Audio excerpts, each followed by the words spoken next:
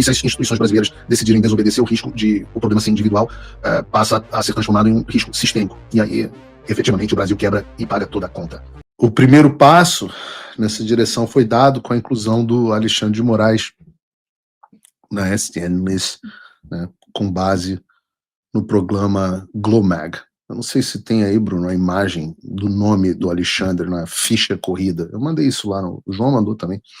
É o PDFzinho que a gente tinha com a imagem do Alexandre. Esse passo está dado. A partir de agora vem o segundo passo. O que vai acontecer a partir de agora? Todas as empresas americanas, públicas ou privadas, recebem a mesma ordem anunciada pelo Departamento do Tesouro e são ordenadas a bloquear todos os bens e valores no nome de Alexandre de Moraes e cessar qualquer prestação de serviço a eles. Plataformas de pagamento, companhias aéreas, escritórios de advocacia, redes hoteleiras, seguradoras, corretoras, empresas de tecnologia, marketplace, agência de viagem, operador de cartão de crédito, aplicativo de banco, todos estão proibidos de manter qualquer relação com o nome listado do Alexandre de Moraes. O que nos leva ao... E antes que me perguntem, não pode mais, não posso mais oferecer KY, porque KY é, se eu não me engano, de propriedade da Johnson & Johnson, que é uma empresa sediada nos Estados Unidos. Então, infelizmente, vamos ter que abandonar aqui o KY. Bota aqui na câmera 2 para mim. Alexandre, sinto muito, mas KY não tem mais. Vai ter que usar aí o cuspe do Djalma, porque Johnson & Johnson é uma empresa americana, está proibida de prestar bens, de vender bens, prestar serviço a você, então sinto muito. Natura também não pode, então não sei como vai realmente o cuspe do Djalma, é a minha sugestão agora para as suas práticas. Aposentamos aqui o patrocínio do KY no programa hoje. O terceiro passo, está aqui, muito obrigado, mano. O terceiro passo, que foi o que eu expliquei sobre as US Persons, que é este alerta se espalha para fora dos bancos, para fora dos Estados Unidos, os bancos de todo mundo, inclusive esses todos que eu citei anteriormente, são notificados pelas suas áreas de compliance.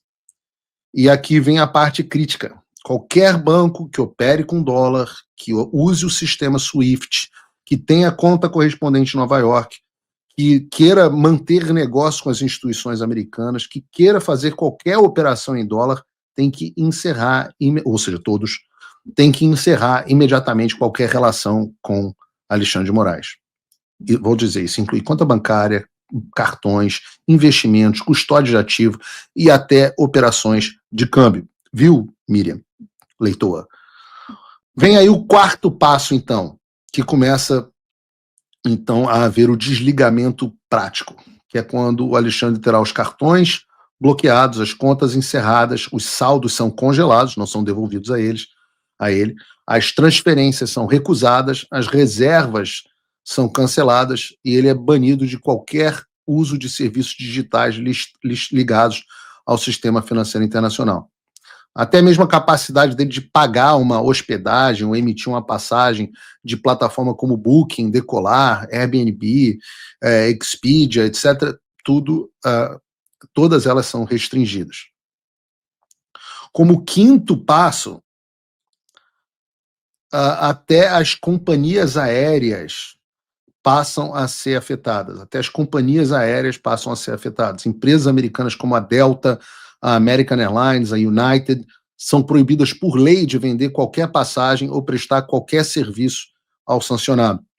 Companhias estrangeiras que voam para os Estados Unidos ou usam o sistema americano, como o Sabre ou o Amadeus, todas elas, na prática, inclusive Gol, inclusive Latam, costumam também seguir as sanções por precaução.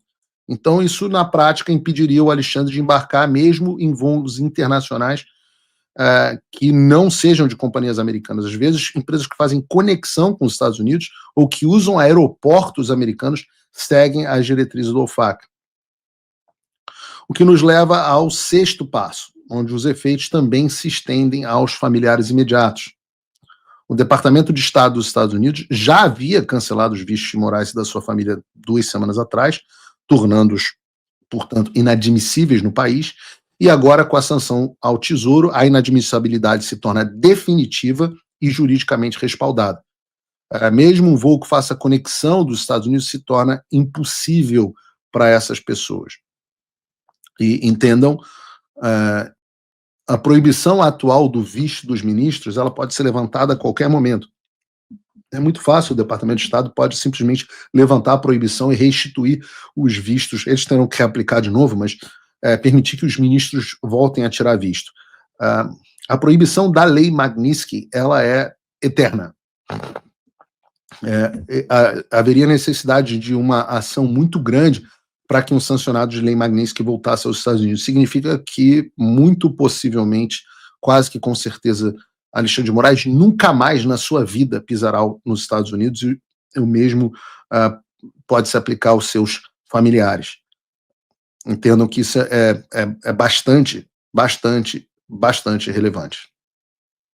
A mesma coisa vale para as sanções financeiras. Mesmo que daqui a 5 anos o nome do Alexandre seja retirado da lei Magnitsky, a maioria dos compliance de qualquer banco decente no mundo não assumirá novamente o Alexandre de Moraes. E é por isso que isso é chamado de pena de morte financeira.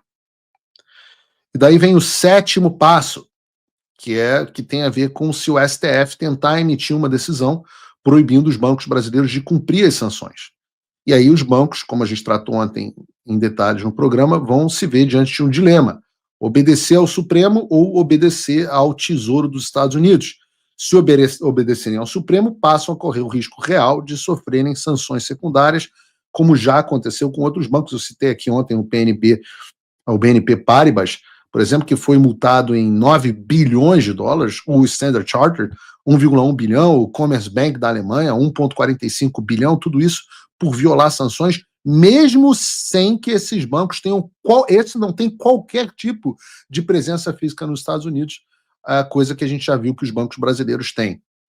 E o oitavo e último passo é que, se o conflito escalar, o governo americano pode pressionar o SWIFT, que é o sistema que conecta os bancos no mundo inteiro, a desconectar os bancos brasileiros envolvidos. Isso já aconteceu em outros países, no caso do Irã e da Rússia.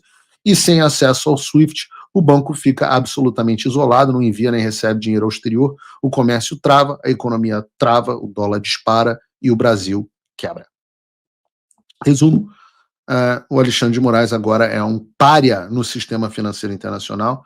A escalada é clara: primeiro revogação, depois inadmissibilidade, agora sanção oficial, bloqueio de todos os ativos, e se as instituições brasileiras decidirem desobedecer, o risco de o problema ser individual passa a ser transformado em um risco sistêmico, e aí efetivamente o Brasil quebra e paga toda a conta.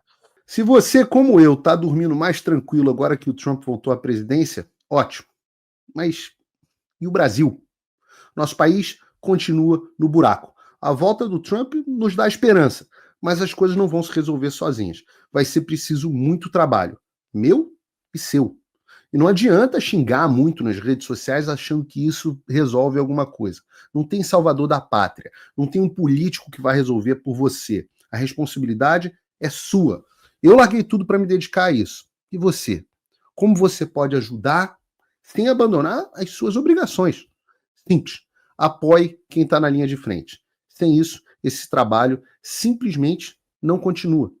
Acesse www.paulofigueiredoshow.com/apoie e, com a partir de $5 por mês, garanta que isso siga em frente. Se puder ir além, torne-se meu patrono Gold e participe do meu grupo privado e ajude a definir as minhas próximas pautas. A diferença entre vencer e perder está na ação. Durma tranquilo, sabendo que você fez a sua parte.